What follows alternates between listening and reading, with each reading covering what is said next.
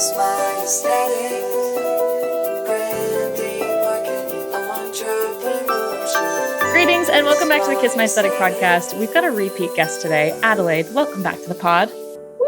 I'm happy to be here. It's going to be fun. Oh my today. gosh. We're going to have a great time, but first we're going to start with ASMR. A little ceremonious because we both are, what would you say? What core is this? This is like happy drink core? Like happy drink core, like heal my gut core, like try to like have regular bowel movements core. Yeah. It's for the girlies. It's for the girlies. We're both drinking Poppy today. We have an obsession. If you follow us on social media, I love this stuff. Adelaide loves this stuff. Wow, yours was not as... Oh, that's a good soundbite. Well, cheers. Cheers. Cheers to that, Poppy. Sponsor Happy us puppy. if you're seeing this. Yeah, if you're hearing it. But for anyone who doesn't know you or who doesn't follow you on social yet, doesn't know that you're also obsessed with Poppy, can you tell us who you are, what you do, and who you help? Yes, I am Adelaide Maddie from Alabama. I started my agency about 6 years ago. And I've just been grinding for 6 years. Obviously learned a lot along the way, going up, down, changing, adding new people to the team, taking away people from the team, adding new services to the team, taking away services from the team. Basically, I view the past 6 years of me like tinkering with a vintage car and then like building it to be like a brand new version of itself. So been doing that mainly, and my agency is called AMD Creative. And like personally, I'm into a lot of different things. I'm into sewing, thrifting, like doing sewing thrift flips. I'm like obsessed with working out, weightlifting, as well as just like overall mental health and well-being. And I think like my personal Instagram shows like a lot more of that side of things. And then the AMD Instagram shows a lot more of like my leadership as an agency owner to like a whole team of females. Oh my gosh, yeah. Love it. Do you even remember how we got connected? I feel like we really got on each other's radar when I was in Bali, which would have been February 2019. Yeah, like no, I really think what happened was we were both in that Facebook group. So like, because I used to religiously watch the Toast. Like it was through the Morning Toast podcast. Yeah, we watched. Yeah, like you were watching. I think we both watched it, and then they put us into like a group. It was like branding toasters or something like that. I don't even know. Mm-hmm. But then you would post all the time, and I think I just followed you, and then you followed back, and then we just started chatting back and forth. And I feel like that was like probably like four or 5 years ago. And so we've never met, but like I feel like we're friends. Totally. No, we're definitely friends. What are you talking about? No, we're definitely friends. I think and how old are you again? You're 29. Younger than me. I'm like I'm 6 months younger than you. Younger. Yeah. I feel like we are right on the same trajectory as each other. Like, for sure. We've had to come up around the same time. I always looked up to you because of the way that you grew your team so fast. Yeah. I mean, the team part really is impressive. I actually was in the Target parking lot today, and I saw my professor from Alabama, and he was like, "Oh my God, Adelaide, like, what are you have like how many team members?" And he was like, "This is my wife," introducing me to his wife. And his wife was like, "Hey, nice to meet you." And he's like, she's the girl I'm always telling you about. Like, she's the one who was hustling students and charging them $50 an hour in the library to teach them Adobe software. We're the same person. We're the same person because I was that person in college that I was so frustrated that our department didn't have a lecture series. So I made one. So I was like, you know what? We really need to have open studio nights, and we really need to have lectures, and we really need to have social events for the art department, because otherwise, how are all these people going to get to know each other and get to know each other's work? Yeah. And I was totally that person. So take us back to the beginning when you just started. Like, what was the fire under your butt to say, like, I'm going to start my own thing? So my whole family, like almost all of them, are entrepreneurs, or at least not a full-time entrepreneur. Everyone in my family has some sort of side hustle. It's like you go to Christmas and you're like, what am I buying from who this time?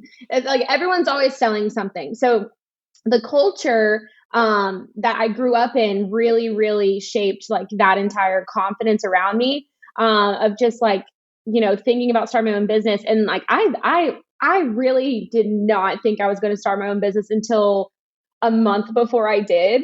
It's like I've always been that type of person that I'll think through things in my head and then I'll ask people like my core team, like core friends, like, what do you think about this? And they're like, oh, that sounds crazy. Or like usually if someone says like that sounds crazy, like I don't know if you can do that. I'm like, oh, too late. I filed for an LLC, like we're doing it. Because it's like, you just kind of think of, and like that's when I was younger, but like I really think that it was like my family shaped me into being a very confident young lady. And then also seeing that they're making money from having their own business. Really, and then they also encouraged me like crazy. Like you have to have someone to tell you like do it. And so my aunt and my mom literally were like, you have to do this. Like you have to start your own business. You're already doing a tutoring business. What's this, like sell services instead of like sitting down and doing this like tutoring stuff. And I was like, you're right. It's so easy. Obviously it was really hard, but that definitely was the driving force. Like very, very supportive family. Do you feel like your family tells you what my family tells me all the time, which is you're already light years ahead of where we were at your age? Oh my gosh. Yes. Well, like, I mean, I'm from the South. So, like, being from the South, everyone's like, okay, you get married at 22, 23, and you start having Right. babies. And, like, you're supposed to marry a guy who can provide for the whole family. And, like, you don't really have to work or anything. Or maybe you can do, like, part time somewhere. Like, that's the culture down here. So, it definitely is way different than not only my family, who a lot of them are married and like with kids and stuff. It's like way different than all my peers because they no one can comprehend it. So like meeting people like you, I'm just like, oh, someone gets me. My people. Someone gets it. Yeah. Yeah. I also think that the way that you and I were able to learn things and even learn from each other is just an opportunity that's so unique to our generation of entrepreneurship, right? Of like, just the fact that you can follow someone who's offering similar services 10 states away and be able to kind of keep tabs and learn from each other and keep eyeballs on what's happening.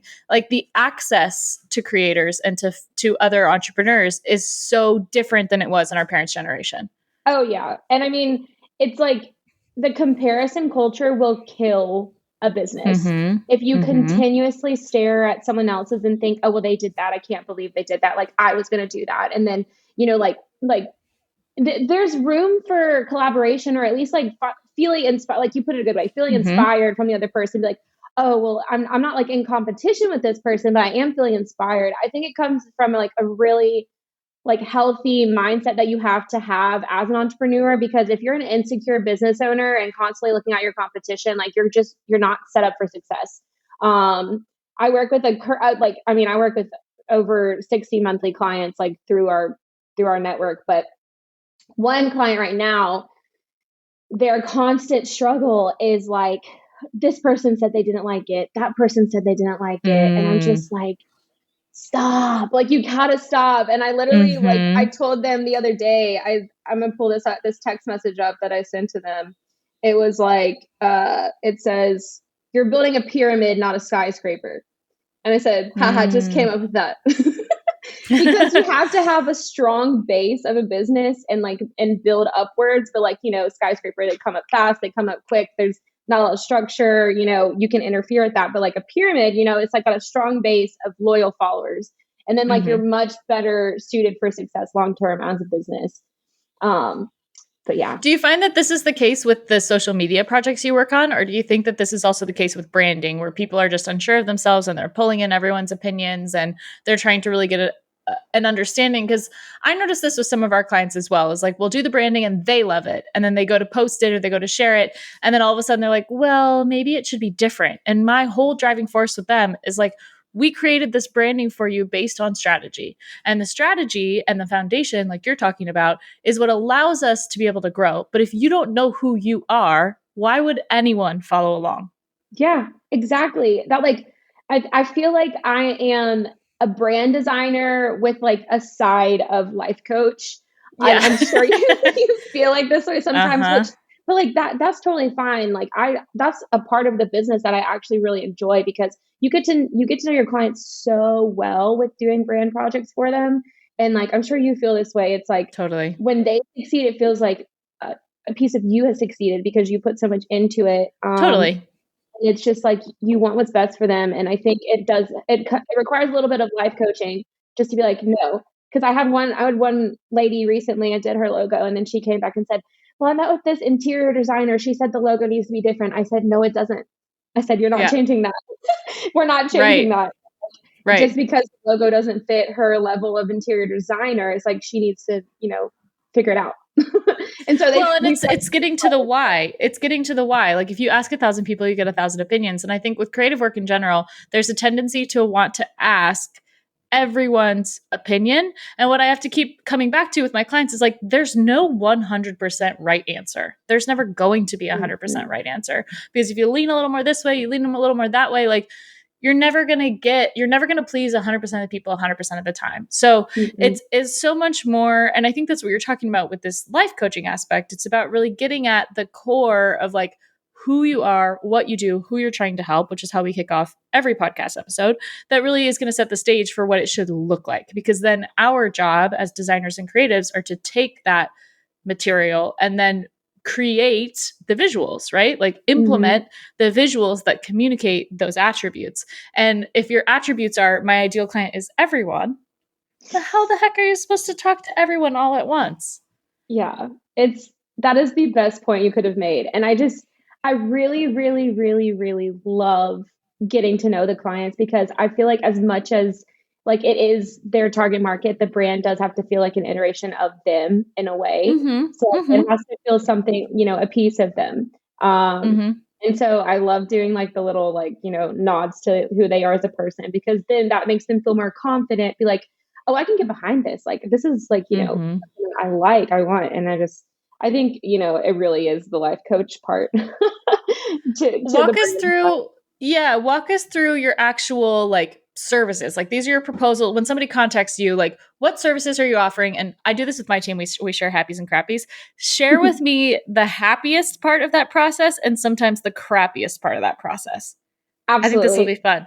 Oh yeah. So, I mean, as this is my 6th year in business, the services, when I first started, I said, I offer everything. And I'm like, of course, the worst idea ever. And so now in the past 2 years, I said, we're only doing 3 major things. And so that's brand designs, website designs, and social media management. And under that always falls, photo shoots or content creation that goes with the social media management. But like the overarching 3 things are brand designs, website design, social media management. That's it. And of course we do like graphic design projects on the side and stuff like that. But those are just like from past clients or whatever. But any new clients, those are the services we sell. And so like the happiest part of that is when a client comes in and they say, I have no logo, right? Like that's like my sweet spot. They say, I have no logo at all. I have a name. I usually like when they have names already and they have a business plan. That's definitely great. And then that's definitely the happiest part, because then we can take them through the entire journey of all 3 services. So like starting with the logo design, do all the brand design stuff, get them a brand guideline book, get all of any sort of like collateral that they need, and then turn that into a website design, and then set up their social media pages and start doing content for them. So like that's like the flow that makes me happy. The crappiest part is when someone comes to us either like in like a merger or like a new business. Let's see. I'd say like my worst case scenario is two completely different companies like doing a merger, because or like 4 different business partners trying to figure out a new logo. And too many cooks in the kitchen. Yeah, it's just a lot. And I think like figuring out just even just like one point of contact, because the recent project we had 6 different points of contact. And like they all thought they were the number one point of contact. And so it just leaves so much room for misinterpretation, like miscommunication. And so trying to avoid that with any new projects. But overall, like the no logo, like those are like my green flags. Like they've come to like, we have no logo, we need help with everything. I'm like, let's go. We got you. Great. Hop on. what are some of the highs and lows of the website design experience? Because I don't offer websites anymore, and Yeah. I'm so glad that I don't. Because man, that for me was a service that really took it all out of me, and I loved the ideation and the design portion, of course. Like I loved seeing it all come together. I can do layouts till I'm blue in the face, but the actual implementation, and then the worst part was when somebody's buttons wouldn't work or their landing page wouldn't load or the text was messed up or it didn't look good on mobile, and all of a sudden there's a fire drill and your whole day gets restructured to like rescue someone's website. Is Yeah. that similar what's going on with you guys, or do you have a better process for managing those kind of requests? So I think you might like this for you. You might be open to it. So basically what we do is when someone comes to us, we say we're only building on Squarespace. That's it. Because our end goal is to build a site that is, gorgeous and is on brand and everything. But by the end of it, we're adding whoever is the marketing person at that place or the owner, we're adding them on as a admin to that Squarespace website. And then we're training them on how to edit it. So once we build the website, like that, obviously it takes usually anywhere from like 6 to 8 weeks to do.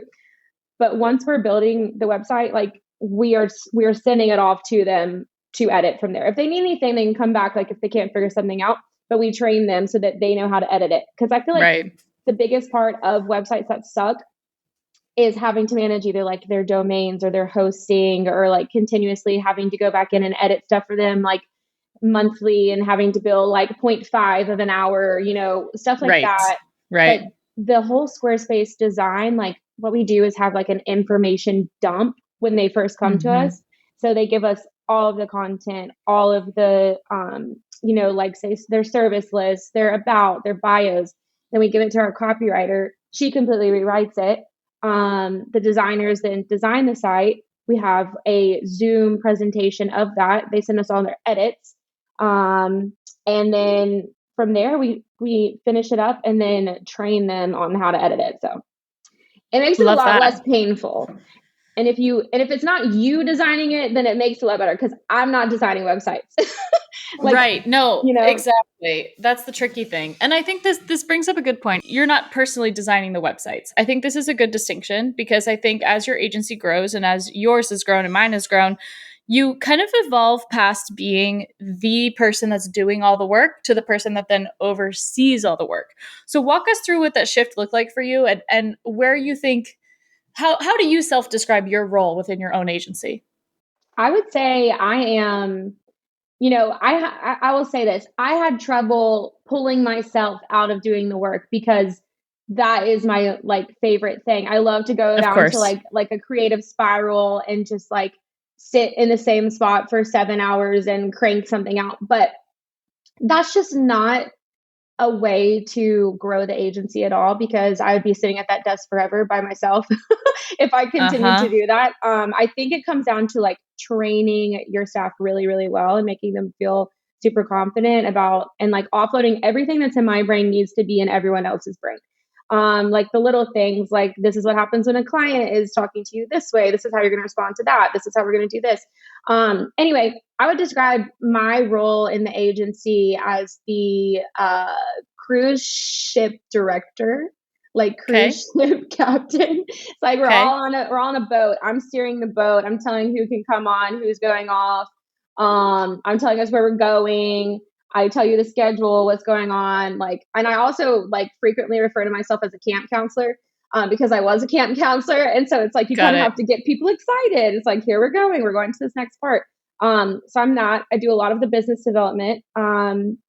And recently just promoted one of my employees to business development, because she loves doing it.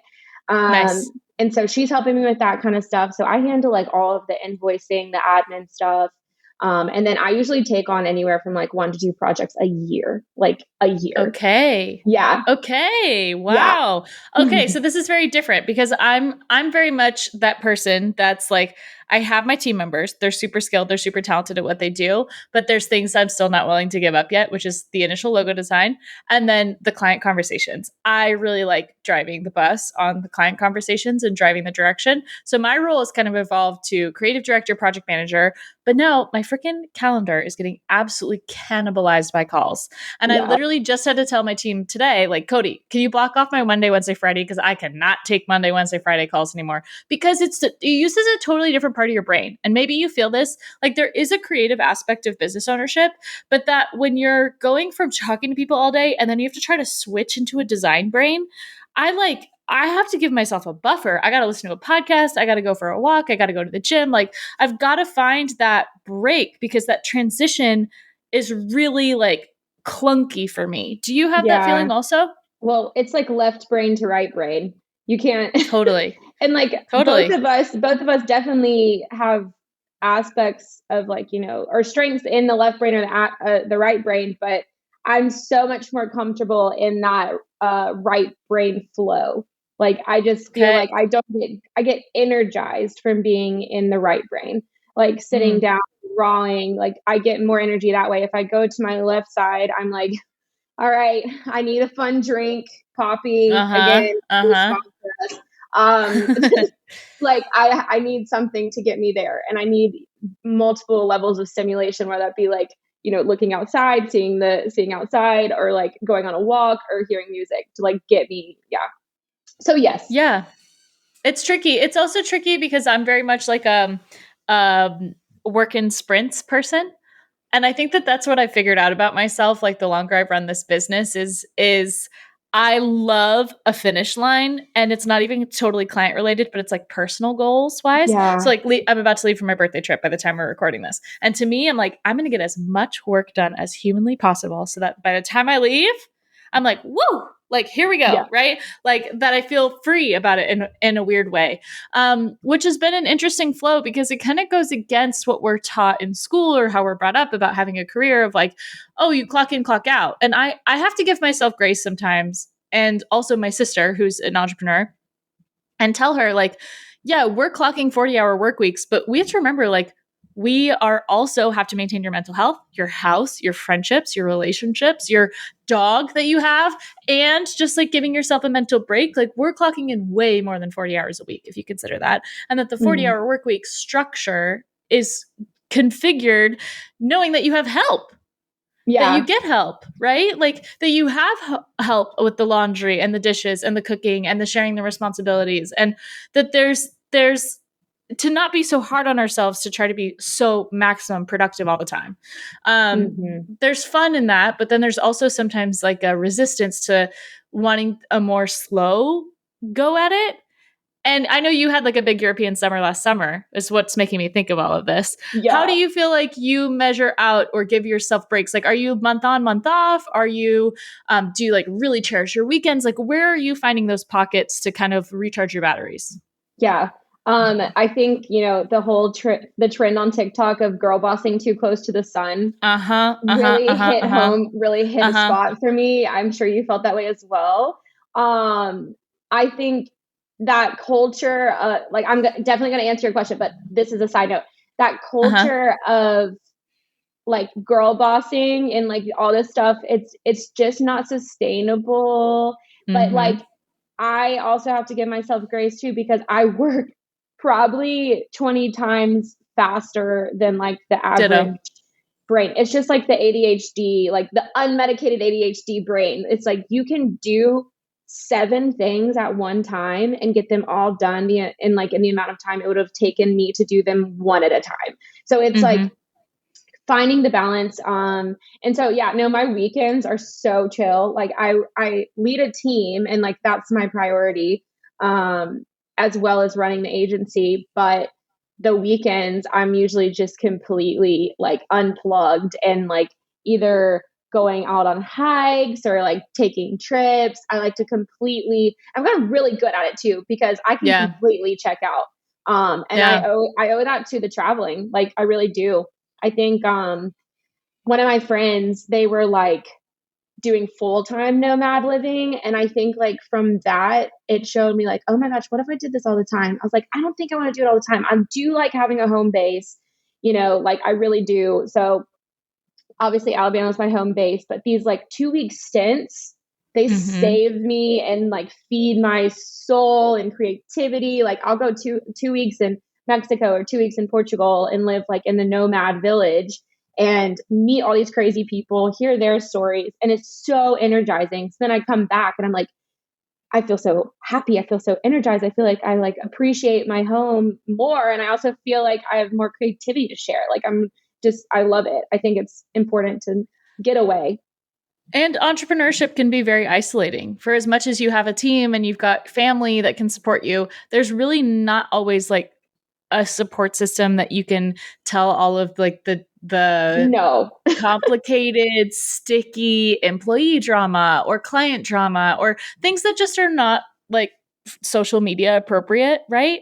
So having that, I noticed that too when I travel, and especially when because I've done both too, right? I've had a home base. I've also done full-time travel. I've also done like a 50-50 situation. And I totally resonate with you on that. Like the traveling is super invigorating. It gets you out of your routine. You get so much more inspired by things that you otherwise would pass over. You're going to take your time at a coffee shop. You're going to try foods you haven't tried. You're going to make reservations at a place and go out of your way instead of just like shoveling chicken and rice in your mouth at 9:00 at night, which is what happens here. So there's that balance. But I'm interested because I've been getting a lot of DMs about it recently. People who are at this tipping point or this plateau of knowing that they need to hire their first team members and they're feeling stuck, or they're feeling like, I don't know who to hire and how and where. And I think also this whole landscape has changed so much, even since we both started our businesses. What advice would you give to someone who wants to go from solopreneur or freelancer into that next level? Like who they should look for and where they should find them? I would say hire the person that is going to love doing the job you hate doing. That's what I was going to say. That's it. Like literally the end. If you're feeling like not confident enough to hire someone, start them as a part-time person, start them as an intern. And that way you can kind of feel out if they're going to be a good fit for you. And like, I learned so much just by like I was hiring my first person after 6 months of starting my business. And it was wild. It was terrifying because I was like, this is someone's life. Like, this is like, like they're relying on me for money. Now I'm like, all right, we're good. Like it doesn't affect me the way it used to, but it's just like, you got to hire someone, of course, for the job that you don't like doing. And also is going to not take away, or add more time to your schedule.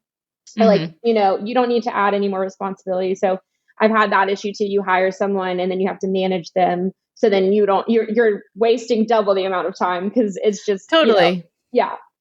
But intern, I would start them as an intern or like even a part-time person, depending on their experience level. Absolutely. Yeah, I had the opposite experience. It took me 8.5, almost 9 years to hire a full-time employee. So we have Madison. Well, I would have never known. I would have thought you by yourself, I would have thought you had a team of 20 people. Like I wouldn't have ever known. Well, that's a compliment. Thank you. It's just, I just don't sleep. No, I'm kidding. But yeah, it's a hard thing because it's a trust thing. It's I've watched my parents hire and fire and rehire employees for 20 years. And it was always a thing that I was like, no, thanks. Not interested. Like, sounds terrible. I don't, for all those reasons you just said, I'm now responsible for someone's livelihood. I don't want to promise that I can secure that much income because that can be a huge part of it. I'm also in California. That's a really big deal. Like employment law is not so friendly to employers in California. So it was just like intimidating the crap out of me. And then it got to a point where I'm like, you know what? There's so much work. There's only so many hours that I have. And there's so much work that could get done if I had more help. And I ran out of people power. And so having Madison on full time has been great because she's super happy. She's got a huge like workload. She's tuned in. She's ready to rock every single day. It motivates me to be ready to rock every single day. And then we're just leveling up together. But it is that weird like tipping point of not knowing what to do. But I feel like now that I've hired one person, the next ones are going to come much faster. It's like what they say about getting a tattoo, right? Like, exactly. That one. Yeah, it is. I mean, I validate those feelings because it was terrifying, and I messed up so many times hiring someone or like not communicating what exactly their role would be, and then they come in and feel like, oh, well, this wasn't what I expected. Like there was so many Mm, times the first like year where I felt I did a horrible job, but like I am one of those people that like I have to kind of like fail my way through it to get to the totally. other side. Like I can only try to do as much as I can, and try to set as much expectations. But now, I mean, I have people who've been with me for 5 years and they love it. So Yeah, it's like also about empowering those employees and making them feel like they have ownership over the work that they're doing and like some sort of not actual like piece of the business, but they have some sort of say of what's going on. I feel like that has been huge to like retaining people because they need to feel empowered and they need to feel appreciated. So what are some ways that you do that with your team? so if I have like a big decision that I have to make, like not regarding the business, like maybe for a client or maybe like, oh, let me give you an example. Okay, this is a great example. Finding different things that I feel like they can own and giving them Mm, full reign over it. So mm, like, mm-hmm, one girl who works for me, Anna, she loves throwing events. So we started an offshoot of AMD called Jetty. So like Jetty is the place where people come to meet, like all the fish, because we're ocean brand, mm-hmm, make waves. mm-hmm. So like all the fish come to meet and it's like the most diverse place. And so we were like, let's call it Jetty. And so um, she's in charge of that, and she's in charge of doing all of the planning for it, securing the venue, securing any sort of vendors for the party, and then coming up with a theme, coming up with the graphics, promoting it, and it like is so empowering for her because then when you go to the event, and I'm the first to say this looks awesome. It's all because of Anna. Like, and Mm-hmm. I think taking your ego and just throwing it out the window and just saying, Anna did this. Like she killed it. She did the entire thing. She, like, look how great she is. And, pushing her out there and making her feel like, oh, I did do that.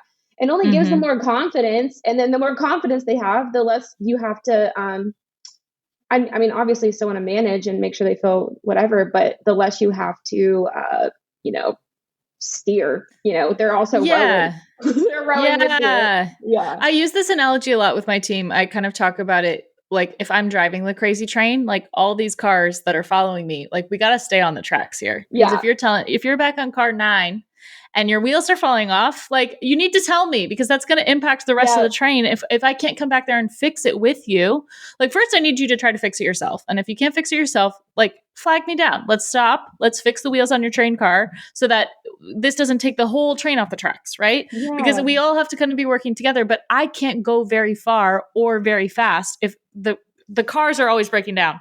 Yeah. So we got to That make is sure that we know what great. we're doing, we know where we're going so that we can go fast and we can go far because we Yeah. can't do those two things if I'm constantly in repair mode, right? Yeah. So that's kind of like how I've worked it out with them, but I think you're right, and I think that one of the biggest blessings of running a team as an entrepreneur in the year 2023 is we have a really clear say in how we want workplaces to look. Like Mm-hmm. there's kind of a rebelliousness of kind of throwing out the status quo and creating the kind of agency that you want people to be a part of, right? Creating Yeah. the kind of team that you want people to be a part of. Be like, dang, I'd love to work there. Like they've really got it going on. And I think that that's also something that's been, I couldn't anticipate how much of a blessing that's been for my own motivation and saying like, no, this gets to be whatever we Yeah. say it is, you know? Yeah. You Do you make have the those moments rules. too? Oh, yeah. Well, Literally. so we are all very friendly, high energy women at the office, and we realized that we talk too much. And we talk so much that we all decided as a collective that Wednesdays would be forever work from wherever Wednesdays so that we could Mm, separate, be remote, work remote, and have some time to just like fully dive in on what we're trying to accomplish that week. Because there is a lot of, everyone talks a lot. And so we're always mm-hmm. like collaborating and listening to music and like it's awesome. But I think these like Wednesdays have saved us just because we get like super focused on what needs to get done. Yeah. I think another role of ours, similar to you, is like staying really in tune with where things are heading. Like I was just saying about kind of the work remote aspect, I think is something. My whole team is remote. We're not in person. Yeah. But I think the work remote aspect is something that people now, because of the pandemic, it's like part of their checkbox of a new business that they want to work with is like, is it a remote opportunity? I think that's a super solid initiative. I think one of the other things that you and I do just by factor of doing our jobs is like we have to stay in tune with trends. We Yeah. have to stay up to date with like where is this space going? Where is branding going? Where is marketing going? What's kind of floating around? Like where and how do we either, to use your puns, ride that wave or just had to Yeah. sit it out and be like, nope, I'm going to wait this one out. What are your just recent thoughts, feelings, trends that you're noticing, things that are getting you excited that you think people should either pay attention to or look more into for their business or brand? Yeah, specifically the branding trend that I like right now um, is a hand drawn logo, and I know Mm-hmm. you love a good Mm-hmm. hand drawn logo. Mm-hmm. Like I love the authenticity that it brings to a brand. Like when I talk like like even more like bubbly letters. Like I think Mm-hmm. that's a really cool trend that I think some businesses should hop on, like depending on what they're trying to do. I think as far as like work trends, I know you've seen this because I know you've done it. I think company retreats are Yeah. huge. And Huge. I think these like brand trips, um, like location, like bringing in different brands, sponsors, all that kind of stuff is huge because it gets to showcase so many sides of like our expertise. It's like the planning aspect, like, okay, these girls Mm-hmm. know what they're doing. They have their shit together. Okay, they know how to like style and like place place objects for content. Okay, they actually know how to pair two brands together. So like brand blends. Like I think the content trips are huge, and I think like there's going to be like a sea of new brands, like the Trippin' with Tarte one, like that was Mm-hmm. crazy. And the way they like authentically showcasing their brands, like they don't even pay for billboards. I feel like they just like threw all of their marketing budget into doing this brand trip, and I think it's huge because it's real and like they're on the trip with the CEO. Like Right. that's Right. crazy, you know? Yeah, I think that's definitely the future of things because in the way that things are getting more digital and more computer, at the same time, the in person stuff has to grow. So, for anyone that gets freaked out about AI or any of this stuff, I keep reminding them that, like, number one, it's a pendulum. So, it's going to swing one way and it's going to swing the other. But these two things can grow on parallel tracks, right? Like, you can have an optimized workflow and bust out a blog post in 40 seconds with ChatGPT. But what are you gaining by not writing that blog post? You're getting your time. That means you can Mm-hmm. go sit at a cafe in Costa Rica and be taking in all this information and get inspired to then be able to prompt engineer better content from the robot. Like I'm very all for that. And I think you're right Yeah. with these brand trip things is because it is this perfect marriage of all of these things that we're telling our consumer we want them to do, which is use the product in real life.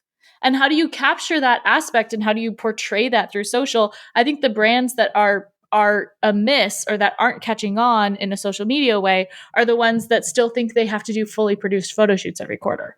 Yeah. I don't Yeah. think you do.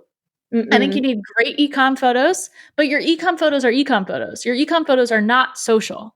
Your Mm-mm. social media is meant to be social. Like it's meant Yeah. to showcase what the actual brand experience is and what that is like for your audience, and not so much to just show a beautiful gallery because people can get that from your website. Yeah. What do you I think about think, all that stuff? oh my gosh, like RT or retweet 1,000 times because I look at like all the content that we create for brands and stuff. It's like you need to create the type of content on your social media that the consumer can picture themselves in that setting, like that, like Mm-hmm. so easily. And like Mm-hmm. I think overly done, campaigns are great for like the luxury market, like high fashion jewelry, that Mm-hmm. kind of stuff. But if you're like a e-commerce brand, like absolutely your content on social media does not need to be overdone. I think we're seeing a huge trend of taking this overstyled, over edited, like like the Kardashian perfect look. Like I see that trending into like you see apps like the Be Real app, right? Mm-hmm. Um, that like is like benefiting from being authentic to yourself and like showing your real self. Like I feel like we're seeing trends into that. And I think that goes hand in hand with the type of marketing that we create for our clients. So like, again, like just very like in the moment, in the like scene of where the consumer is going to see that product. Like that's what you need to be creating. Yeah. And I think interestingly, and it feels counterintuitive to what you just said as far as like being real, being realistic. It's about the brands hosting space for people to create that kind of content. So think about like Sophia Richie's wedding, right? Like that thing was designed a top down, forward, backwards, upside down, all around. Like, and these brand trips and the leveling up their parties, everything for my birthday party, like it's over the top, but in an interesting way, it's over the top because it's doing something in a space that's not typically done. So I'm not inviting influencers on this trip. These are my friends. These are real people. And we're giving, I think it's about, if I were a brand trying to reach an audience, I'd want every single person who is a consumer of my brand to feel like they could access that VIP level of attention to detail and consideration and care for the consumer, where they felt like they, because they were part of this community, then got all the perks, not just the quality product and not just the great packaging and the great design, but that they felt like they actually had a participating force and like they were regarded as the content creator of that brand. Yeah. Does that make absolutely. sense? Oh, absolutely. That is like the perfect way of saying that, like, you know, you have the eye for things. Like you know what I mean? You just have the eye. You just like, I think like, I always say this, my mom always used this phrase, but it's like, she just gets it. Like she just gets it. Like you know how to like pull everything together, shoot it. Okay. It's like this client, potential new client, hopefully signing this week.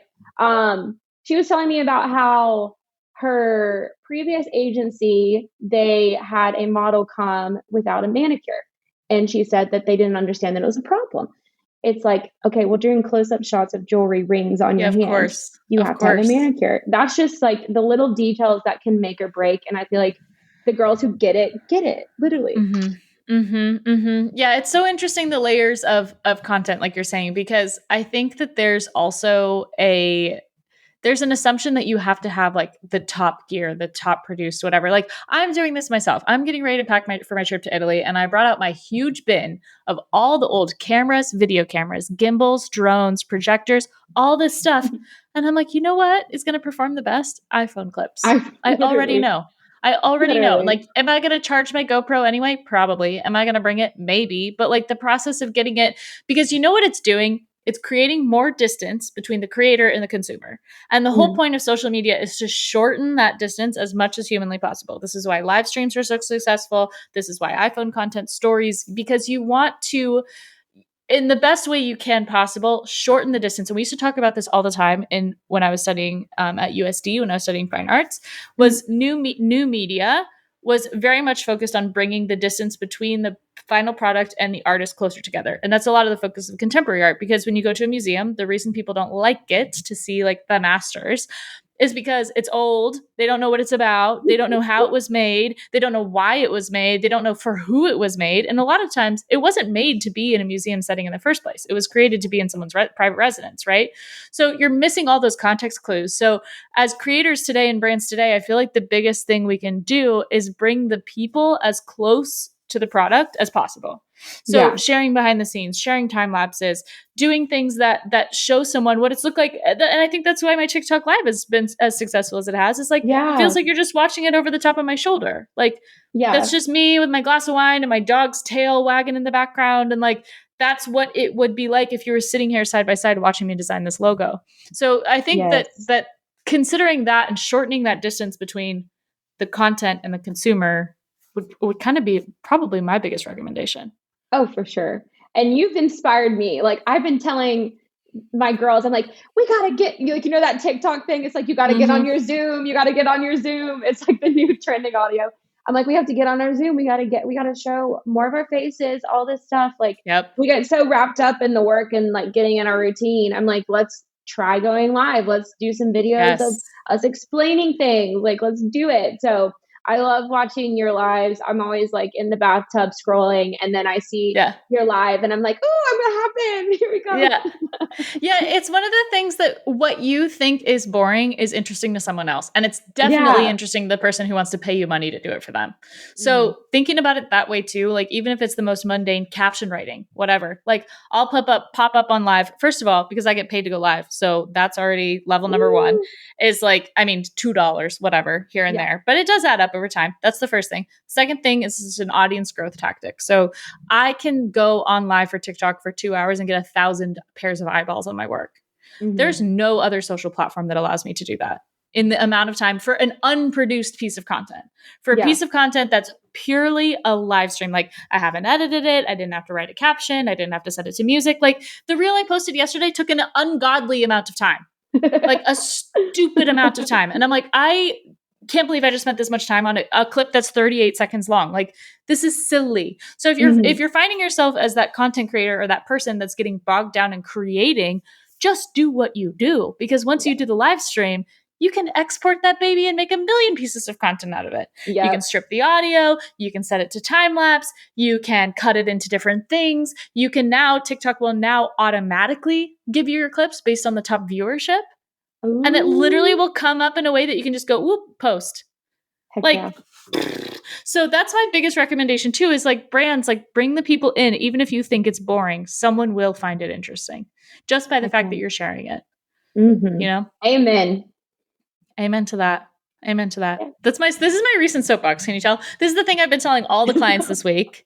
It's like, I don't want you to do anything. I don't need you to take pictures. I don't need you to go out of the way. I just want you to get on the live and tell people what you've been doing. To give us a run through of your week. Show us something that you've got in the works.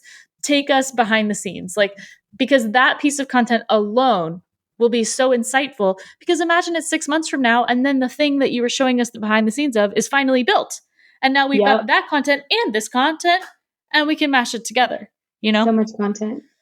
No, I love it. I think your soapbox is so warranted, because I saw a TikTok. You were like, it was your story. You're like explaining, edit the steps you just said. I'm like, just do it. Yep. Just do it. And I'm so excited because I just hired 2 new ladies who start next week. I'm going to train them, and then I'll get to go live. I'll get to do more things. I'm so excited. Oh my gosh, I can't wait to see you go live more. I think it really does kind of pull the people that were the looky-loos. It pulls them in. And that's really like the amount of clients that come through my contact form that say, oh yeah, I started following you and then I started watching your lives, and like I know I want to work with you and nobody else. Like, great. I didn't even know that I was on a sales call. You're like, easy sell. Here we go. Let's go. Love it. Love it. Well, without taking any more of your time, do you have any other parting wisdom that you'd like to share with the listeners? Parting wisdom. I think this comes to be more like business advice, like to being an entrepreneur. So like, if you're an entrepreneur out there and you're having issues with like acceptance or like, like imposter syndrome, whatever that is, I think the more that you work on your self-confidence, the better your business will be. Ooh. And I think if you are self-confident in your day-to-day life appearance, whatever, who you are as a person, you're going to be more successul. Ooh. It's going to translate. And that loops back. That's a great callback to what we talked about at the beginning of the episode, which is that if you as a brand know who you are, what you do, and what you have to offer, and you're confident about it, and you're not being swayed, and you're not changing your services every 3 months, and you're not rebranding yourself every year, like, you're going to have more success by like leaning into your own ideas. Oh yeah. Yeah. You heard it here first. Love it. I feel like that was the poppy talking though. You know what I mean? It was the go-go juice, wasn't it? This was the go-go juice of this episode. For everyone who wants to find you, follow you, and stay tuned for the secret project that you and I are working on. Woo! Without spilling it. But Adelaide and I are working on something special, which will hopefully come to fruition around November. But where can everyone find you, follow you, and contact you if they want to work with you? Yes. So our website is just amdbirmingham.com. And then Instagram is amdcreative.co. And then my personal account is just Adelaide the Creator, where I create content for myself. Love it. Love it. Love it. Love it. Have you started leveraging brand deals on your personal account? Oh yeah. No, Love it. I'm going for it. No, literally, I am going to be posting on TikTok like at least 5 more times a week. Cause like, I mean, I'm funny, right? So like I'm gonna be posting on just my personal account because I like getting my long-term plan is to get like travel sponsorships. To like go and stay at hotels and like go create content for them at hotels like as Adelaide. But then also like, I saw your Half Moon Bay pitch, like do that as well. Like go and try You to want to get know the brands. most heartbreaking thing about that? They Let's hear basically it. wrote me back and said, we already have a marketing department. And I was like, okay, bye. You're like, haha, that's Okay. so funny. I didn't actually work that hard at all. I AI generated that presentation actually. I was talking with my sister about it and I said, I have no hard feelings about that because that content on its own, I think really pushed me to level up my pitching process in general. And now with clients that are these bigger projects that are $50,000, $60,000, $80,000, $100,000 projects, like they need that level of attention to detail. Like they want to see the creative ideas from the get. Like let's not gatekeep it till when they've signed the contract and gotten the proposal in and everything like that. I think that's a way of playing small. And if I want to go for these, RFQs and these big projects that for major hotel groups and major hospitality brands, like I gotta show them the secret sauce, and I gotta come out swinging with like, this is where I think this could go, and this is just the beginning. So. Yes. In a weird way, it worked out. But yeah, I was a little heartbroken. And now that every time I see that logo, it's still going to hurt me a little bit. But it was great content for social media. So, it all works out. It was so fun. Like, I love a creative spiral. And I was watching it. Like, oh, I love this so much. It was so fun to watch. And like, everything leads to something. So like, if you're in your intuition and you like feel like strongly enough and like you're confident about it, even if it's not the outcome you thought it was going to be, it's still going to lead to something.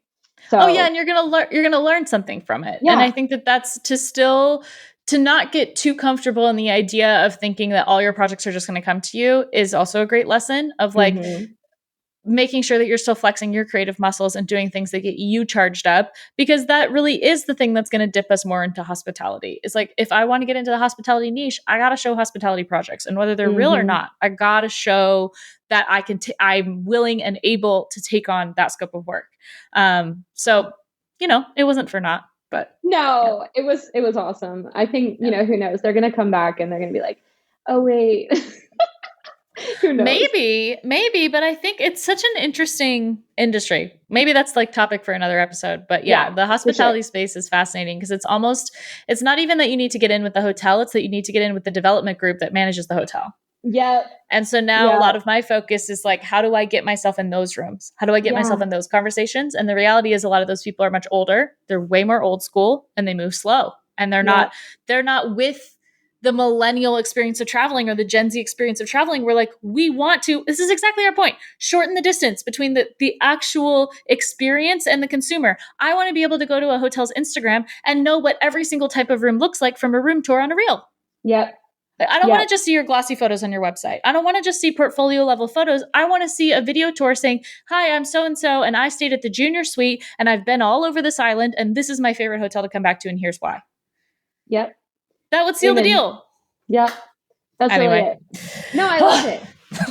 No, you got it. Okay, so one more lesson. I know you're about to leave your Italy trip, and I'm so excited. Can't wait to watch the content. One more point that has been my recent realization is that these older people that you're talking about, the people who are old school, you got to do it the old school way. So I'm like going to these networking events, like going to bring business cards, going to talk about who I know and how I know them, and then say, let me take you out to lunch. Like I'm going to be doing some wheeling and dealing to get in with those groups, because I'm headed to open a new market. So that's super exciting. Nice. And it's going to take a little bit of the old school elbow grease. So I'm actually excited. Oh, I love to see that. I can't wait to see that come to fruition. Thank you so much for your time. I don't mean to take up more of your day today, but I know that everyone's going to appreciate this episode. So thank you so much for having me. Have so much fun. Oh my gosh. Thank you. And we'll catch you guys next time. Bye.